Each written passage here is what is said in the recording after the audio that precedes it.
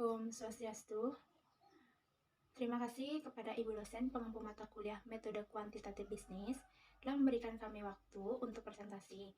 Dan terima kasih kepada teman-teman semuanya telah menonton video ini. Kami dari kelompok 7 akan mempresentasikan mengenai game teori.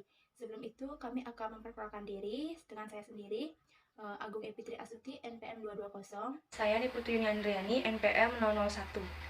Perkenalkan, nama saya Nimadidia Prannya Dewi, NPM 037. Perkenalkan, nama saya Niputu Dila Anggreni, NPM 138. Saya Iputu Setia Surbadianta, NPM 298. Materi pembahasan terdapat 6, yaitu yang pertama, pendahuluan, yang kedua, unsur-unsur dasar teori permainan, yang ketiga, permainan dua pemain jumlah 0, yang keempat, permainan strategi murni, yang kelima, permainan strategi campuran, dan yang keenam, teori permainan dan linear programming. Baik, yang pertama ada pendahuluan. Teori permainan atau game teori adalah suatu pendekatan matematis untuk merumuskan situasi persaingan dan konflik antara berbagai kepentingan. Teori ini dikembangkan untuk menganalisa proses pengambilan keputusan dari situasi-situasi persaingan yang berbeda-beda dan melibatkan dua atau lebih kepentingan. Misalnya, cara manajer pemasaran bersaing dalam memperebut bagian pasar, para pemimpin serikat, dan manajemen yang terlibat dalam penawaran kolektif. Para jenderal tentara yang ditugaskan dalam perencanaan dan pelaksanaan perang, dan para pemain catur yang semuanya terlibat dalam usaha untuk memenangkan permainan. Teori permainan mula-mula dikemukakan oleh seorang ahli matematika Prancis yang bernama Emile Borel pada tahun 1921, kemudian John von Neumann dan Oscar Morgenstern mengembangkan lebih lanjut sebagai alat untuk merumuskan perilaku ekonomi yang bersaing. Aplikasi-aplikasi nyata yang paling sukses dari teori permainan banyak ditemukan dalam militer. Baik, saya akan melanjutkan presentasi dari teman saya selanjutnya, yaitu unsur-unsur dasar teori permainan. Berikut ini akan diuraikan beberapa unsur atau elemen dasar yang sangat penting dalam penyelesaian setiap kasus dengan teori permainan. Dengan mengambil suatu contoh permainan, dua pemain, jumlah 0, atau 2 person, zero sum game. Dimaksud, matriks payoff-nya tampak dalam tabel berikut ini. Dalam tabel di atas dapat diuraikan unsur-unsur dasar teori pemain sebagai berikut. Yang pertama, angka-angka dalam matriks payoff atau bisa disebut matriks pemain menunjukkan hasil-hasil atau payoff dari strategi-strategi permainan yang berbeda-beda. Yang kedua, suatu strategi permainan adalah rangkaian kegiatan atau rencana yang menyeluruh dari seorang pemain sebagai reaksi atau aksi yang mungkin dilakukan oleh pemain lain yang menjadi pesaing lainnya. Yang ketiga, aturan-aturan permainan menggambarkan kerangka dengan mana para pemain memilih strategi mereka. Yang keempat, nilai permainan adalah hasil yang diperkirakan permainan atau payoff rata-rata dari sepanjang rangkaian permainan, di mana kedua pemain mengikuti atau menggunakan strategi mereka yang paling baik atau optimal. Yang kelima, suatu strategi dikatakan dominan bila setiap payoff dalam strategi adalah superior terhadap setiap payoff yang berhubungan dalam suatu strategi alternatif. Yang keenam, suatu strategi optimal adalah rangkaian kegiatan atau rencana yang menyeluruh yang menyebabkan seorang pemain dalam posisi yang paling menguntungkan tanpa memperhatikan kegiatan-kegiatan para pesaingnya. Yang ketujuh, tujuan dari modal pemain adalah mengidentifikasikan strategi atau rencana optimal untuk setiap pemain.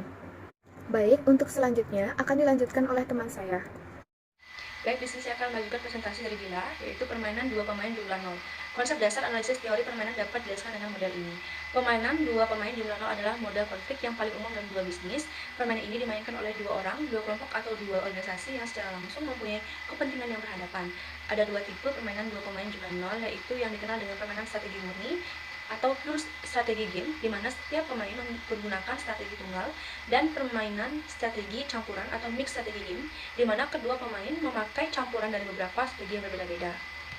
Selanjutnya, permainan strategi murni. Seperti telah dijelaskan sebelumnya, dalam permainan strategi murni, strategi optimal untuk setiap pemain adalah dengan mempergunakan strategi tunggal. Dalam permainan strategi murni, pemain baris atau maximizing player mengidentifikasikan strategi optimalnya melalui aplikasi kriteria maximin. Sedangkan pemain kolom atau minimizing player menggunakan kriteria minimax untuk mengidentifikasikan strategi optimalnya. Dalam hal ini, nilai yang dicapai harus merupakan maksimum dari minimax baris dan minimum dari maximin kolom sekaligus. Kriteria maksimin yaitu cari nilai-nilai minimum setiap baris. Maksimum di antara nilai-nilai minimum tersebut adalah nilai maksimin. Untuk permainan strategi murni, strategi optimal adalah baris di mana terdapat nilai maksimin. Kriteria minimax yaitu cari nilai-nilai maksimum setiap kolom. Minimum dari antara nilai maksimum tersebut adalah nilai minimax. Untuk permainan strategi murni, strategi optimal adalah kolom di mana terdapat nilai minimax. Selanjutnya akan dilanjutkan oleh Satya. Permainan strategi campuran. Untuk menjelaskan permainan ini, akan digunakan contoh dua perusahaan, yaitu sedang dalam proses penentuan strategi harga. Anggap bahwa setiap perusahaan mempunyai 3 strategi, harga rendah, menengah, dan tinggi. Pemecahan masalah atau penyelesaian permainan strategi campuran dapat dilakukan dengan yang pertama adalah metode grafik. Semua permainan 2xn, yaitu permainan baris mempunyai 2 strategi dan pemain kolom mempunyai n strategi, dan permainan mx2, yaitu pemain baris mempunyai m strategi dan pemain kolom mempunyai 2 strategi, dapat diselesaikan secara grafik. Untuk dapat menyelesaikan permainan strategi campuran secara grafik, dimensi pertama matriks pemain harus 2. Yang kedua, metode analisis. Pendekatan strategi campuran bertujuan mengembangkan pola strategi campuran agar keuntungan atau kerugian yang diharapkan adalah sama. Pola ini dikembangkan dengan menentukan suatu distribusi probabilitas untuk strategi-strategi yang berbeda. Nilai-nilai probabilitas ini memungkinkan untuk ditemukannya strategi-strategi campuran yang optimum. Metode aljabar matriks. Metode aljabar matriks adalah cara lain untuk menyelesaikan suatu permainan yang mempunyai matriks segi 4. Untuk menjelaskan prosedur penyelesaian, akan digunakan kembali permainan 2x2 dengan strategi campuran. Materi selanjutnya yaitu teori permainan dan linear programming. Metode-metode grafik, analisis dan aljabar matriks yang dibahas sebelumnya mempunyai ruang lingkup agak terbatas.